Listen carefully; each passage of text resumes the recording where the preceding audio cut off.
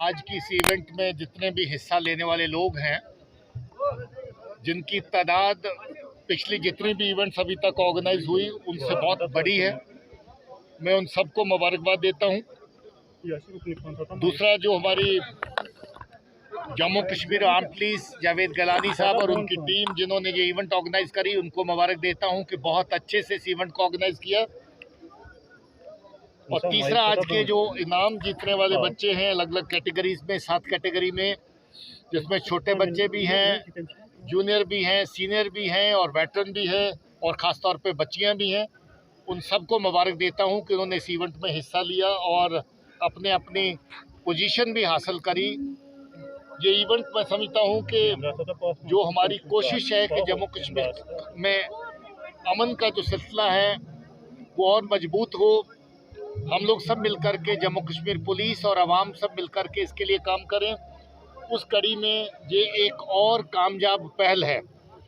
मैं समझता हूं कि इस तरह की इवेंट्स जो जम्मू कश्मीर पुलिस की जानिब से ऑर्गेनाइज की जाती हैं, वो न सिर्फ हमें अपने अवाम के करीब लाती हैं बल्कि हमें एक मिशन के साथ जोड़ती हैं। और हमारा ये मिशन जो जहां पर बर्बादी का दौर लंबे अरसे से जम्मू कश्मीर के लोगों ने झेला है, तबाही और बर्बादी जिसमें हज़ारों जानें जहां पर जाया हुई हैं, वो तबाही और बर्बादी जिसके चलते बच्चों की एजुकेशन और बच्चों की ग्रोथ जो है वो सफ़र करी है, आज हम ये महसूस करते हैं कि उस तबाही और बर्बादी को दौर को पीछे छोड़ करके आगे बढ़ने का वक़्त है।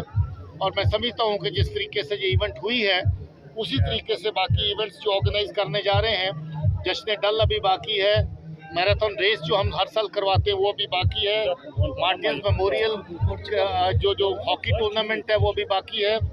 इसी तरीके से ऑल इंडिया लेवल के टूर्नामेंट्स जो जम्मू कश्मीर पुलिस को लौट हुए हैं वो अभी बाकी हैं।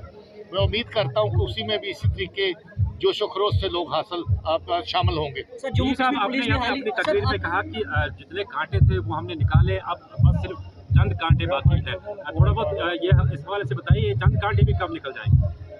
देखिए, ये कांटे जो हमारे अमन के दुश्मन, आवाम के दुश्मन ताकतें उन्होंने जहाँ पर बोए, उन कांटों ने न सिर्फ हमें जख्म दिए बल्कि बहुत सारे हमारे कीमती जानें भी यहाँ पर उनकी वजह से गई। मुझे खुशी है कि बहुत सारे ऐसे जो कांटे बोए गए थे उनका जहाँ से सफाया हुआ है।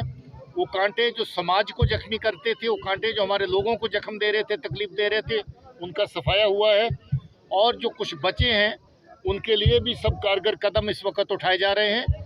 उसमें अवाम का साथ हमारे साथ है और मैं समझता हूं कि ज़्यादा वक्त नहीं लगेगा कि बचे हुए जो हमारे इस तरह के अंसर हैं उनको भी सफाया किया जाएगा। सर, कांटों की बात कर रहे हैं तो जम्मू कश्मीर पुलिस पिछले 3 सालों से एक सफलता बनाई रखी हुई है कि मिलिटेंट में कोई लीडरशिप सामने नहीं आ रही। कितनी सफलता की बात है कि वो खत्म होने से मिलिटेंसी में कमी आ रही है? देखिए, मैं इसका भी श्रेय जो है अवाम को देना चाहता हूँ, लोगों को देना चाहता हूँ।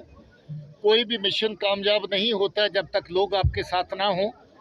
मैं कल शोपियाँ गया था, मुझे बेहद खुशी हुई। हमारा थाना दिवस था, वहाँ पर सैकड़ों की तादाद में नौजवान, बच्चे, बच्चियाँ सब लोग वहाँ पर आए। उन्होंने इस बात का जिक्र किया कि वही जैनपुरा जिसमें कभी मिलिटेंसी के चलते सारे के सारी वीडियो बना करके मिलिटेंट्स हैफशीर माल की रोड से उस इलाके से देते थे, आज उस इलाके में अमन अमान है। कल वहाँ जिक्र हो रहा था कि हमारे इलाके में डिस्पेंसरी होनी चाहिए। कल वहाँ जिक्र हो रहा था कि पीने के पानी की सुविधा उन इलाकों में भी पहुँच जाए जहाँ पर अभी नहीं है। कल वहाँ जिक्र हो रहा था, बच्चियों ने, खासतौर पे सुमैया, वहाँ पर एक बच्ची ने कहा कि मैं 80 बच्चियों की क्रिकेट की जो एक तादाद तैयार कर चुकी हूँ। हमें बच्चियों के लिए क्रिकेट की एकेडमी नहीं है, हमें क्रिकेट के लिए एकेडमी चाहिए। आज देखिए वक्त वहाँ तक पहुँचा है कि हम लोग, बच्चे और बच्चियाँ आज ये डिमांड कर रहे हैं कि हमें खेल कूद में अपने कैरियर में आगे बढ़ना चाहिए। मैं ये समझता हूँ कि इस अमन अमान के माहौल को पैदा करने में पुलिस के साथ, सिक्योरिटी फोर्सेस के साथ जो लोगों का साथ है वो बस सबसे बड़ी चीज़ है। इसी तरीके से लोग इसी अमन के रास्ते पे आगे बढ़ाने के लिए हमारा साथ देते रहे और मुझे उम्मीद है कि आने वाले वक्त में ये कश्मीर उसी बुलंदी पे होगा जहाँ पर कश्मीर की खूबसूरती, कश्मीर के लोगों का फ़राख दिली, कश्मीर के लोगों की हॉस्पिटलिटी जिसके लिए लोग जाने जाते हैं, फिर से लोग उसी का चर्चा करेंगे।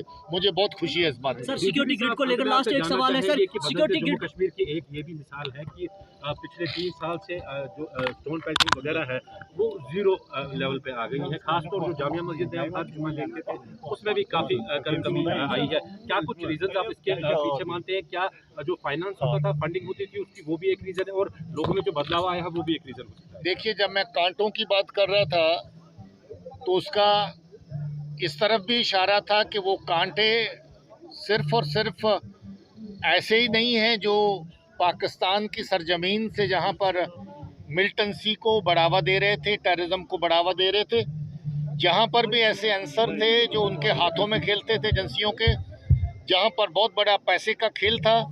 उस पैसे के खेल के चलते जहां पर लोग नौजवान बच्चों को इंस्टिगेट करते थे पत्थर मारने के लिए, बंदूक उठाने के लिए, इस तरह के वो एलिमेंट, चाहे वो हुर्रियत हो, चाहे वो जमात हो, चाहे और इस तरह के एलिमेंट हो जो रेडिकलाइज थे, जो पाकिस्तान की एजेंसियों के इशारे पर जहां पर मिलिटेंसी और खून का खेल खेल रहे थे, जिसमें हमारे नौजवान बच्चों ने अपनी जानें गंवाई।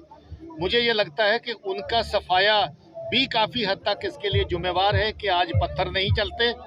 इसके लिए नौजवान तबका भी जिम्मेवार है कि आज नौजवान इस चाल को, इस साजिश को समझ चुके हैं कि इस खूनी खेल में उन्होंने नुकसान उठाया है और जो खूनी खेल पीछे बैठ कर के उनको साथे थे और इसमें शामिल करते थे, उन्होंने फ़ायदा उठाया है।